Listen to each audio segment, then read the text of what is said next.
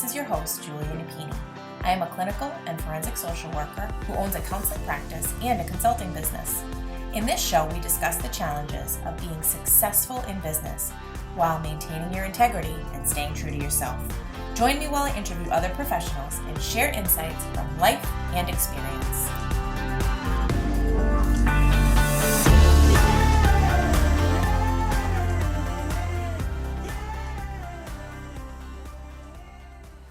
Let's talk about RingRx, our latest sponsor. RingRx is a high-quality, HIPAA-compliant telephone, text, and fax communications platform. They provide seamless, cost-effective communications for behavioral therapists, medical practices, hospitals, and other healthcare providers. RingRx is designed for modern healthcare environments. They offer customizable features like a phone app, automated patient outreach, voicemail, after-hours call routing, and top-quality desk phones. Try RingRx for free today at ringrx.com. And if you sign up using the code CLIMB, you'll get 15% off your monthly bill forever. Conditions apply. Hello and welcome to another episode of the Compassionate Climb podcast. Our guest today and I got connected through a mutual connection. Gotta love networking. So Dee Dee, if you're listening, thank you for that. And I have got to learn a little bit more about her journey, and I found it fascinating and am really looking forward to sharing her with you all. So Kim Snyder, welcome to the show. Thank you. Glad to be here. Happy to have you. So fill the audience in. Tell us how it is that you got to be doing the work that you're doing now. So my name's Kim Snyder, and I have been a licensed counselor for over 16 years. And I work with parents, I work with family courts, and I have been literally saturated with all things parenting related. And while a counselor, I have a lot more things that I work with, a lot more clients than just parents. But parents have always been my passion. Mm-hmm. And literally when I started to work with the court system, I realized just literally how deep some of these family relations can go. And once they start to go south, it's really difficult to know how to turn it back around. And as a counselor, I just felt like there was this me on this side of a desk and my clients on the other side, and it just didn't feel as connected as I wanted it to be. Mm-hmm. So after 16 years, which is just recently, I decided I want to close my private practice and I want to open something brand new, and it's still brand new. But I wanted to open up something that I have called Epic Parenting Academy. And inside that academy, the goal, right, is to have courses there. I've been doing live free workshops. I have a private community. That's where I host them at. But what I have found with parents is that, one, there's so many different ways to parent. And then you go out there and you look, and there's, I don't want to name a bunch of names of parenting things, right? But whether you're assertive or passive or authoritarian, like all these different styles, to have somebody come in and want to pay for a course, you don't know me. You don't know how I parent, how my parenting style is, how my teaching style is. So I've been offering free parenting workshops now for, all of last year, which in this recording would have been all of 2024. Every month I had a different parenting topic, a different behavior, just to try to help parents in that moment, right? They could come there, they could get that thing and help them. And it's been a lot of fun, because that's where my passion is. And so I guess for me, that's how I got to my journey. And it's the first time that I've been full on online.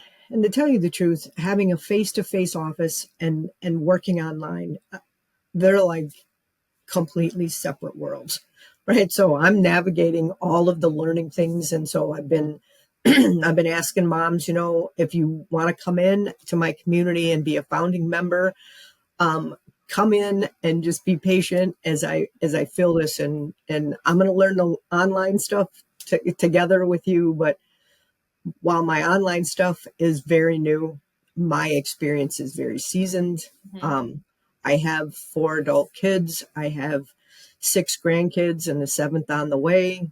Um, they call me Mimi and my husband Baba, and I just absolutely love that. So yeah, so anywhere from infant to adult kids to being a grandma.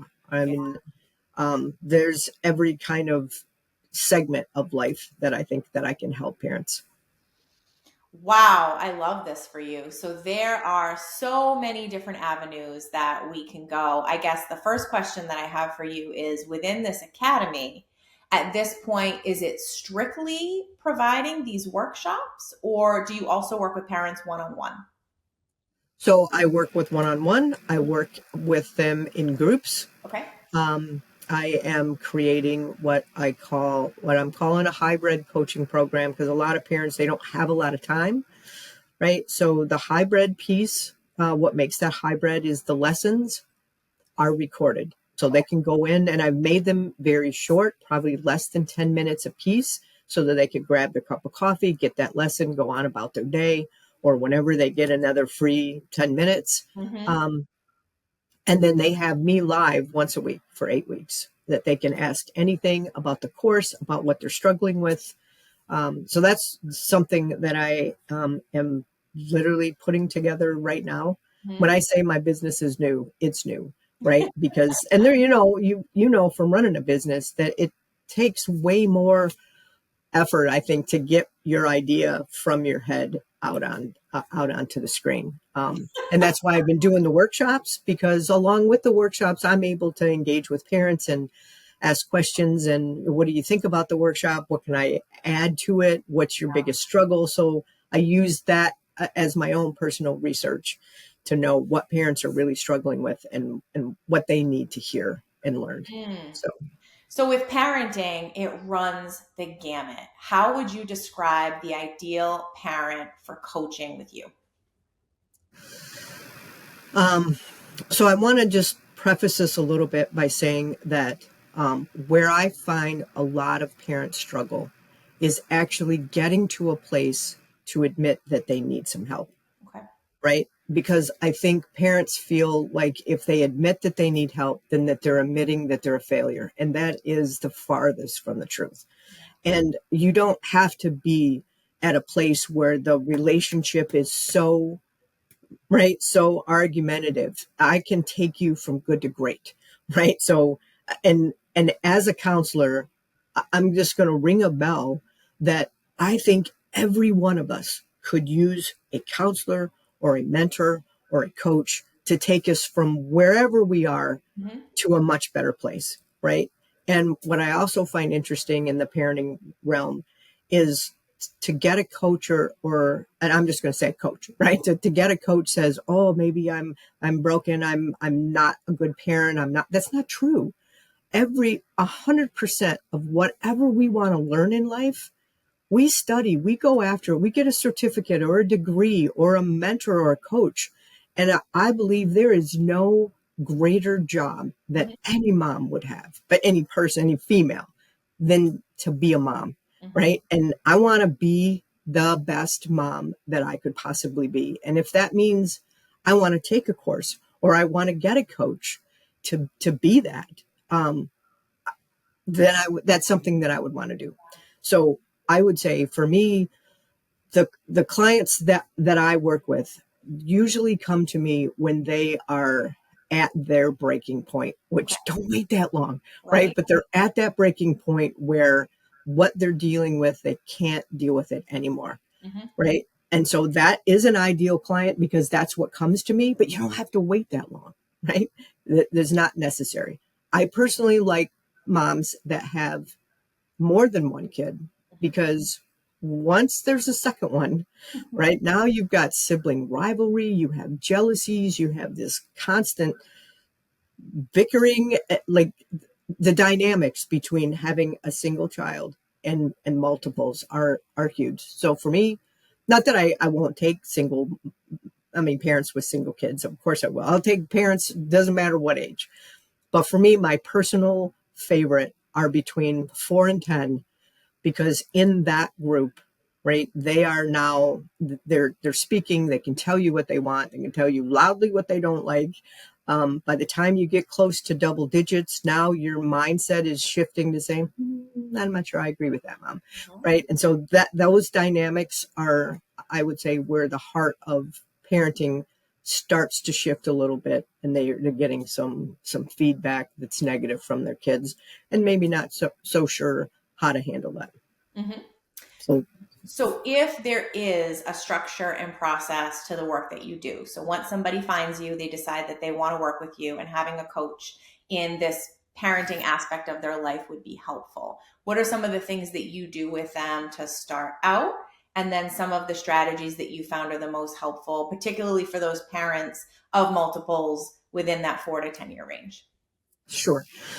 So no matter who you are, you always start with a free consultation call, right? I call it a strategy call, and there's a lot that I can answer. You can talk to me. It's a 45-minute call, and I'm going to learn about what you're struggling with, what the dynamics are in your house, and there are a lot of things that I can fix on that call, and you'll start to move for a while. Mm-hmm.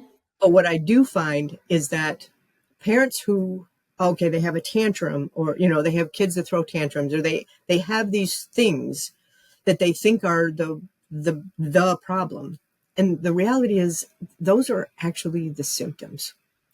And so that's why I created this hybrid course, because the hybrid course truly gets to the root of what causes these behaviors. Yeah. So that after the coaching thing, I'm going to say most of them don't need to take a course, right? Because I am getting to the root of where those issues are, right? So, like as an example, if you say no, you can't have a cookie. No, you can't have a cookie. No, we're going to have dinner. Okay, well, just one, right? All it takes is that, and a pattern of that kind of thing before your words no longer have any power.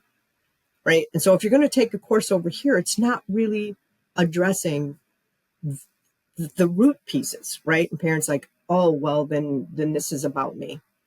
I'm going to tell you, in my practice, I almost never saw children, because regardless of what your child is, right, whether your child is highly respectful, disrespectful, right, you've taught them something.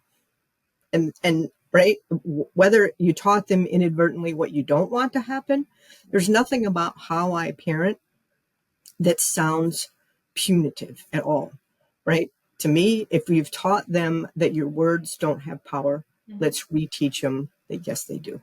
Okay. Right. So I have I think, a very loving way that I can help parents turn that behavior around in a way that is going to feel good to mom, for sure.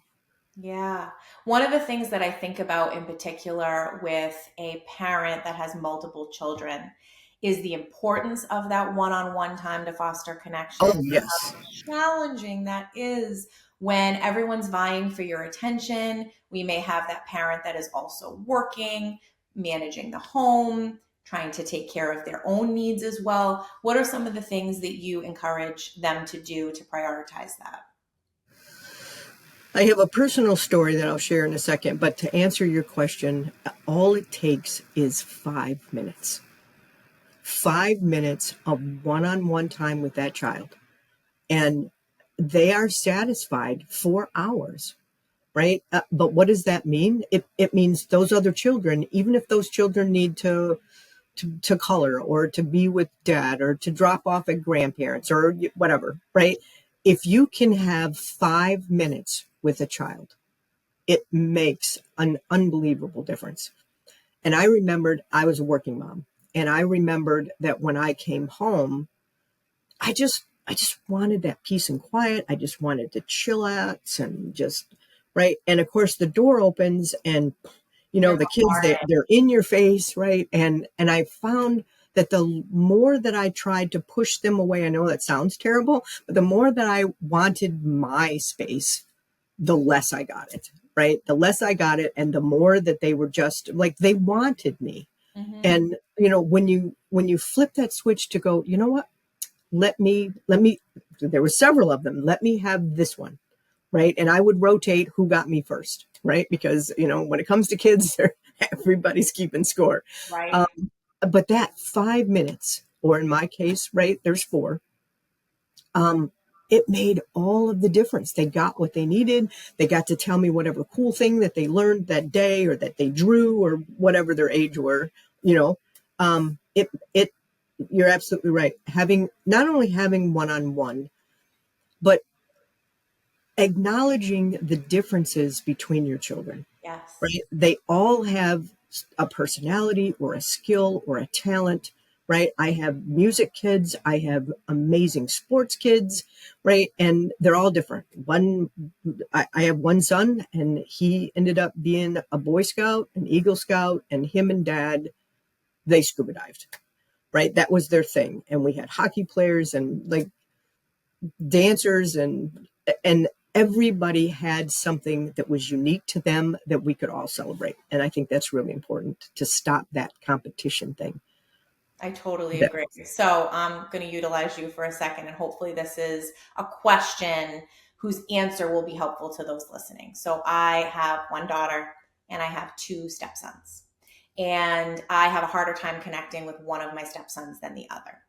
And they are obsessed with video games. Nothing compares to a video game. And we're constantly working in our house on moderation. And so the message that I send is there's nothing wrong with video games. They can teach you some wonderful things. They enjoy them, but let's balance it out. I don't want your time to be consumed by strictly video games. And so when I am considering how can I spend one-on-one time with that child, the first thing that pops into my mind is a video game, but I don't want to reinforce something that I feel has become such an extreme obsession. What would you suggest? I'm going to say that screen time is literally, like, I didn't have that issue, right? Obviously, I got gray hair, right? So this wasn't an issue with my kids. Maybe TV was, but screen time is almost an addiction. It truly is, because Created the to be that. because the screen time, especially when you're playing games, right there, when we start to sorry, when we start to feel good, or we're playing a race game, or whatever, there is a dopamine that happens in For us, sure. right? And so you can get dopamine from conversations, you can get dopamine from music, you can get dopamine from sports or exercise, you can get it from anything, right? And so they need to know that they can get that excitement more than one place, sorry, more than one different place. Mm-hmm. And how do you get dopamine from mom, right? You don't have that kind of impact unless the kid is 3, right? Because right, you miss those days for sure, right? But when you talk about balance, right, whether that they can have the screen time when their chores are done or when their homework is done, right? There's a priority on that piece. And then when it comes to screen time, maybe before that they play, tell me what about this game that you like. So it's, you have to meet them where they are. And if screen time is what they want, have them talk to you about it. There becomes your one-on-one, right? If are you a character in that game? What's your character, or what's your highest level? What's the hardest part? That you're talking to them and you're engaging with them, and you're engaging with them in a subject that they are absolutely passionate about, Yeah. right? And that's how you can get a one-on-one and meet them where they are. And while you're talking to them, guess what? They're not playing the game, Right. talking to you, right? That's brilliant. Yeah, it makes a lot of sense. So you're finding a way to connect in a way that would work for me as a parent, because obviously that is right up my alley. Like coming from a place of curiosity, being trained as a therapist, connection, conversation, but about something that lights them up, that isn't necessarily reinforcing an activity that I feel is already too much. So my personal story was with that is, I'm going to say by the time that came on, it was Mario Brothers, Mm-hmm. right? Mario Kart, or I don't even know what it was, but I just know it was a goofy little guy in a little car. And my son loved this game, and I wanted to engage with him. And I truly became his dopamine when he asked me to play the game.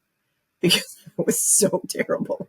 It was so terrible. I couldn't jump anything. I couldn't, like, they had all these little buttons Right. and, right. And he's in his 30s now, and we can still talk about and laugh about how pathetic I wasn't playing those games. Sure. And right, it's a good, I mean, it was a good share story.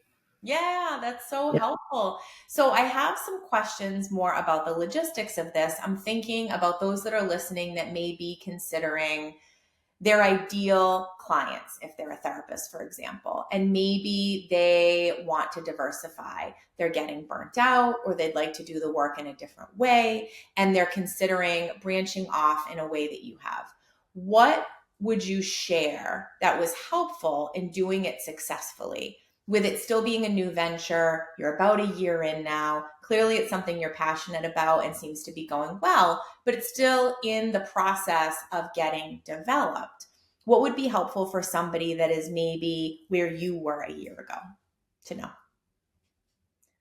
I'm going to say get a mentor, right? I have one that, and I didn't have one for a long time, right? I was just, I was floundering, right? Because I didn't realize all of the pieces that needed to be connected together, Yeah. right? In an online space. And um, so I guess for me, I'm going from face to face to online. Mhm. And while I am branching off, I'm actually branching down, if you will, because I'm not taking marriage and grief and anxiety and depression and all those Right. other, right?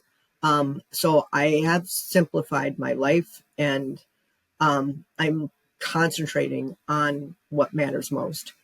But the how to's about doing that, I have a mentor, and it has made a world of difference. And I'm Mhm. not saying that because I'm a coach. I'm wanting to practice what I'm preaching, is that if I want to be good at something and I don't have that skill, I need to Mhm. go find somebody who does. Well, as a business consultant myself, I cannot stand behind that more. I mean, going through the process of starting my practice and expanding it to group and diversifying, I learned everything the hard way and tried to access whatever resources I could through podcasts or books or taking people out for coffee and picking their brain. And not that any of that was wrong. And I'm grateful that I learned what I did because it's made me so much better in this consulting role. Having a guide would have been wonderful. And so I am in a position where I'm able to offer a lot of that guidance to get individuals to a place of being successful and confident so much faster and more efficiently. So I can really appreciate that. So part of me is also considering the shift from one to the other. And for those that may be in a position where closing their practice is either something that they're coming upon because of where they're at in their career or because they are going to be shifting. What was that process like for you? How long did it take? Is there anything that stands out that helped that to be a successfully closed chapter for you in your career? So I can tell you that I kind of, to be all transparent, I had many times where I'm like, I don't know if I should have closed my practice, right? But here's for me the difference between counseling and coaching is that with a counseling degree, right, you're degreed in the state that you live. And to go online and be a counselor and abide by all the ACA rules, I, I can't work with parents outside of Michigan because that's where I live. And that's the piece that if I'm going to go online, to me, going online is non-barrier. And my degree, right, my that was a barrier to me being able to just be, you're right here Mm-hmm. and I'm walking with you, and it has a different feel. It is less intimidating for parents, right? So for me personally, that made my journey and my decision to walk with parents as opposed Yeah. to coach. That, you know what I'm saying? There is just a different feel, and I think it's less intimidating for parents. So that's what made it easier for me to make that transition. Mm-hmm. There are people out there that Mm-hmm. keep them both, but I just literally I wanted to hone my Mm-hmm. focus to just parents. Um, and then I can be great at that. That makes a lot of sense. So, from the time that you definitively made the decision to close your counseling practice to when you actually closed it, how long of a process was that? Well, I had clients, so I had to give them time. And so it was Sure. about 6 months from the time that I Mhm. made that decision until and when I made that decision, I did not take any new clients. And so it took me about 6 months before um, I was fully done with the counseling clients that I had. That's helpful. And anything that you can share reflecting back on those 6 months that you did that was helpful for you to be in this position now, fully embracing this new venture and not having any regrets, feeling like that was the right decision for you and being able to close that chapter. Well, part of what happened was while I was counseling, I had a set of colleagues that I could, I would say, offer up anybody that would call me because my business was still active right until I was done. Mhm. And no, in fact, just by nature of counseling, it is still active in terms of if I have somebody over the next guy, I got to keep all of I got to keep them for 7 years and be accessible. Sorry, and be accessible. So I wanted to be able to have solid counselors that when they contacted me, right, I had 5 different sets of people that took, oh, you had marriage, Yeah, it's over here. You have addiction, it's over here. I had awesome that's resources great. that made me feel like if I had a current client or an older client that called me back, that I had safe places and great people that I could send them to, and that made my heart easy to just let go of that business. I appreciate you sharing that. That's definitely helpful. And I think the time frame is also important for people to hear that it can be done in that time frame. Obviously, everybody's situation is a little bit different, but I know the audience enjoys as many concretes as possible. So I am thinking about again that transition from therapist to coach. And one of the things that comes up a lot, and I'm curious how you've been navigating this, is the marketing component. I know that for a lot of therapists, especially if you take insurance, it's not necessarily something that you have to invest a lot of money or spend a lot of time to do, especially once you're established in that role. But as a coach, when you're opening yourself up to working with people all over the country and you're really offering this specialized service, the marketing piece can a lot of times feel unnatural to those of us that are trained in the mental health profession because we're so accustomed to putting other people first, considering where they're coming from.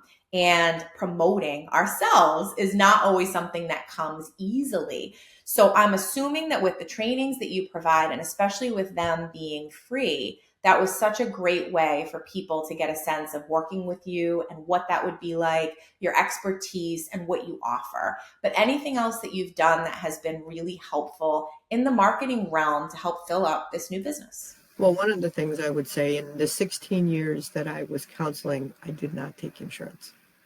So 100% of the people that were coming to me were Mm-hmm. cash payers. And the guy that I had started initially, like right after I got my license, um, he was he was astonished, and I'm going to say it that because at the speed of which parents started to turn, or not just parents, but at that time my clients, because when you swipe a card, you're not feeling the financial, right? If you've got copays and you have all of that, you can swipe a card, or right, if you've got a Visa and you're just making a small payment. But if you're a cash payer, you are digging deep into your pocket, right? It doesn't have to be deep, deep, but right, you're digging into your pocket and you Of want to get course. every, right, every ounce that you can for your money. And there's a different Right. mindset when somebody pays on a Visa, somebody pays on an insurance card, or somebody pays their hard-earned cash, right? They are fully invested. And that made all the difference. So that when I went to Yeah. coaching, it's still cash, right? I mean, you're going to pay online, right? But it's still, you're not swiping an insurance card. And I fully believe Right. that the parents that I work with, they are fully committed to being the best parent that they can be. Now, Mhm. while it's Epic Parenting Academy, which says dads are absolutely welcome, I don't get very many dads. It's always Okay. moms, right? So a lot of my messaging has shifted to being directly to moms, right? Dads are Mhm. not excluded. Um, but it just seems like moms spend, especially in that age between 4 and 10, moms spend so much time with that parenting stuff that it was a lot easier to transition to talking straight to moms than to talk to parents in general, right? And I would say that has been something that, going from counseling to coaching, I struggled a little bit, because in counseling it's like you about took everything, right? The whole idea of niching and then niching and niching, that was something completely new for me. And I'm like, yeah, but what about those with teenagers? Yeah, but what about the dads? What about, and it's like, if you have a solid message, and even if you said 4 to 10, and the kid is 12 or the kid is 3, I should have had some water. um, Sorry about that. Um, it, it, they're still going to come, because what I have to offer is good, right? But I needed to be Mhm. able, that's the piece that I needed to learn, is that I needed to be Mhm. able to speak to that person, right? But a lot of Yeah. people that are outside this little niche will still resonate with that. And I had to learn that. That makes a lot of sense. You shared so much helpful information today and also really provided an opportunity to get a sense of what it would be like to work with you in this capacity. So, for those that are listening that are interested in utilizing your services or want to follow along for what you have to offer, what is the best way for them to do that? I would say the easiest way is to just come into my community. And there is a start there, and you would be able to book your call, all your links to book your call, any information on when the next workshop's going to be, ability to email me, all of that is inside my community. And can I share what? Yes, please do. So, my community, it is vip.epicparentingacademy.com. And that's right. Okay, And wonderful. so I just wanted to say, even in the word epic, it isn't Hmm. really a word, it is an acronym, right? And Okay. that acronym stands for parents who are being engaged, present, intentional, and con- consistent. And those 4 things literally are the 4 pillars of foundation, that when those are rock solid, your parenting Hmm. just flourishes. Thank you for sharing that. That is so consistent. Every single one of those words has so much significance in that role of being a parent. And I think you've also given us some really tangible, but also hopeful suggestions where 5 minutes connecting with your child can be enough to get that started. And if you can maintain those 4 pillars, I would say, at the forefront of your mind, then you're headed in the right Absolutely. direction. And if you're open to seeking out somebody that's willing to be that guide or that mentor, then you're obviously going to move forward and progress faster and learn from the experience that they bring to the process. So I'm so grateful that you do this work and that you're willing to come on the show and share more about the work that you do with the Well, audience. when you say faster, that truly is a key, because our It's so window with small. kids are so small, right? And I have 2 daughters that have all the kids, and they are stay-at-home moms, right? And so they have a lot less, um, I would say, distractions, because even though they have a little Mm-hmm. co-op here, there, it's not like kids that are going to school every single day that start to gather these friends. By the time they're 10 or 12, they don't want to have anything to do with you. Their life is all about their friends and their stuff. And so those years, I guess why I'm saying 4 to 10, those are pivotal years to get rock solid in your connection with your kids. And that's why I picked those years. Any year works, right? But those years are the most impressionable, and that time is limited for sure. That is such a great concept to leave the listeners with, that there is always hope and that opportunity to improve in our parenting, but to really capture all that those years provide is crucial. And you're laying such a solid foundation for what's to come.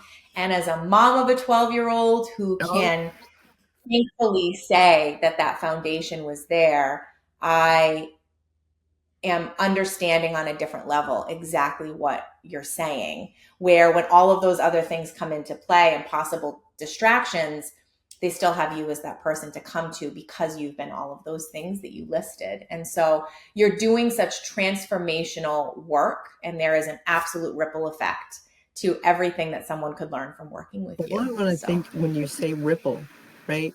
If you have a child that is loving and kind and respectful, what kind of wife or husband are they going to be? What kind of yeah, employee? or A boss boss, or employee, right? right? I mean, you keep going. I mean, to me, it is a job. It absolutely is. Thank you so much, Kim. If you like what you're hearing, please rate and review. This will help others find us and benefit as well. The Compassionate Climb podcast represents the opinions of Julia Napini and her guests.